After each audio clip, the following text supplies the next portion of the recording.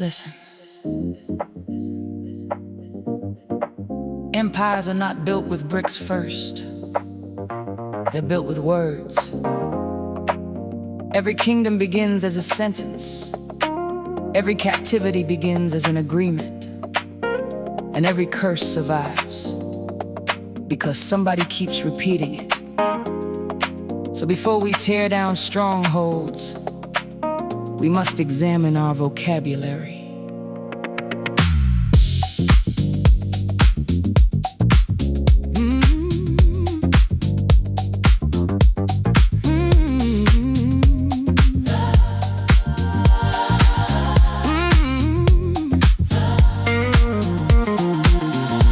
Babylon mastered the architecture of language, turning labels into prisons and prisons into stages.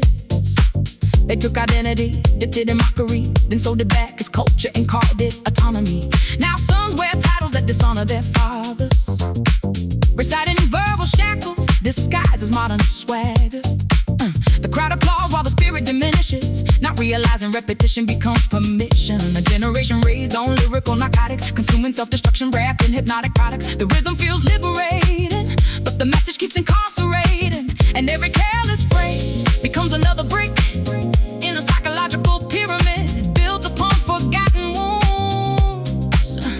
The battle was never merely physical. The war entered through agreement, because whatever the tongue rehearses, the heart eventually believes. Clean it up, not the speech, the spirit behind the speech. Clean it up, not the mouth, the womb beneath the mouth. Who taught a king to describe himself as conquered?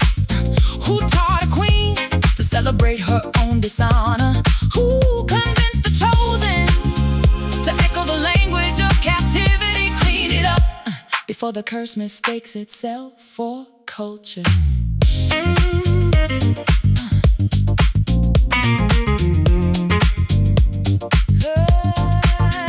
The enemy understands the principle many ignore. Words are seeds searching for soil.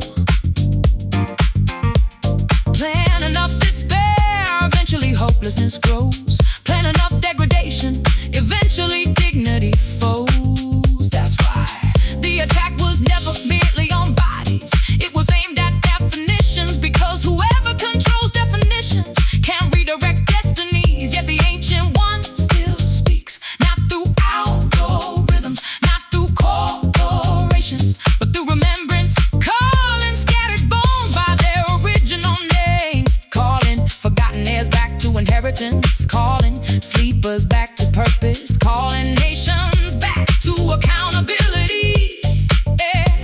Every lie requires maintenance. Truth survives without assistance. That's why Babylon works overtime, because deception is expensive. Clean it up, not the speech, the spirit behind the speech. Clean it up, not the mouth, the womb beneath the mouth. Who taught a king to describe himself as conquered? Who taught a queen to celebrate her own dishonor? Who convinced the chosen to echo the language of captivity? Clean it up before the curse mistakes itself for culture. Life and death, blessing and cursing, construction and destruction. Every sentence carries a hammer. Every declaration builds a future. Every confession creates architecture. So choose carefully, because heaven is listening, and so are your children.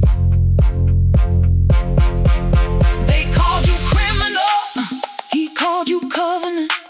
They called you failure, he called you inheritance. They called you forgotten, he called you engraved in the palm of his hand. Clean it up before captivity